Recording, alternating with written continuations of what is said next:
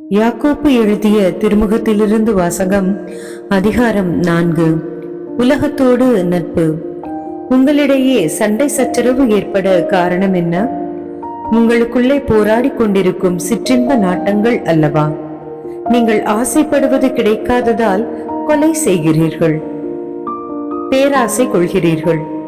அதை பெற முடியாததால் சண்டை சச்சரவு உண்டாக்குகிறீர்கள். அதை நீங்கள் ஏன் பெற முடிவதில்லை? நீங்கள் கடவுளிடம் கேட்பதில்லை.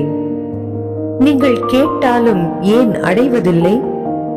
ஏனெனில் நீங்கள் தீய எண்ணத்தோடு கேட்கிறீர்கள், சிற்றின்ப நாட்டங்களை நிறைவேற்றவே கேட்கிறீர்கள். விபச்சாரர் போல செயல்படுவோரே, உலகத்தோடு நட்பு கொள்வது கடவுளை பகைப்பது என்பது உங்களுக்கு தெரியாதா? உலகுக்கு நண்பராக விரும்பும் எவரும் கடவுளை பகைப்பவர் ஆவார்.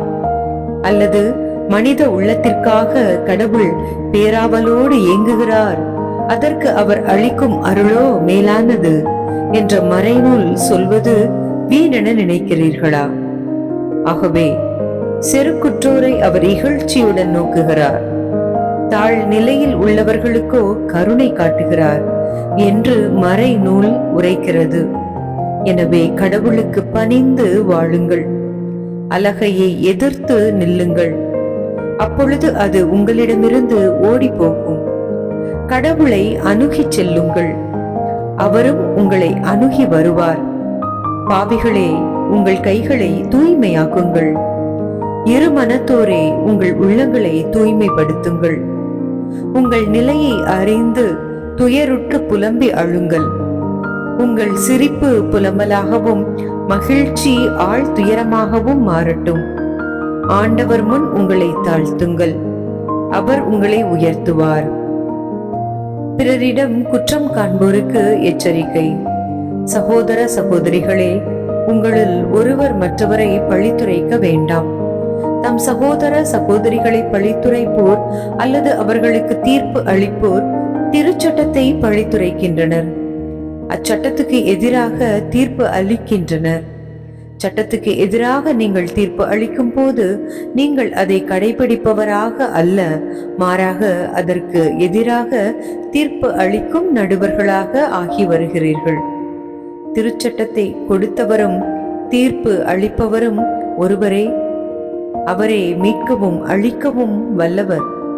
அவ்வாறிருக்க உங்களை அடுத்திருப்பவருக்கு தீர்ப்பளிக்க நீங்கள் யார்? வீம்பு பேசுவோருக்கு எச்சரிக்கை. இன்றோ நாளையோ குறிப்பிட்ட நகரத்துக்கு போய் அங்கே ஓராண்டு தங்கி வாணிகம் செய்வோம், பணம் ஈட்டுவோம் என சொல்கிறவர்களே, சற்று கேளுங்கள். நாளைக்கு உங்கள் வாழ்க்கை எப்படி இருக்கும் என்பது உங்களுக்கு தெரியாதே. நொடி பொழுதில் தோன்றி மறையும் புகை போன்றவர்கள் நீங்கள். ஆகவே அவ்வாறு சொல்லாமல், ஆண்டவருக்கு திருவுளமானால் நாங்கள் உயிரோடு இருப்போம், இன்னென்ன செய்வோம் என்று சொல்வதே முறை. இப்பொழுதோ நீங்கள் வீம்பு பாராட்டி பெருமை கொள்கிறீர்கள். இது போன்ற பெருமையெல்லாம் தீமையானது. நன்மை செய்ய ஒருவருக்கு தெரிந்திருந்தும் அவர் அதை செய்யாவிட்டால் பாவம். ஆண்டவர் வழங்கும் அருள்வாக்கு. இறைவா, உமக்கு நன்றி.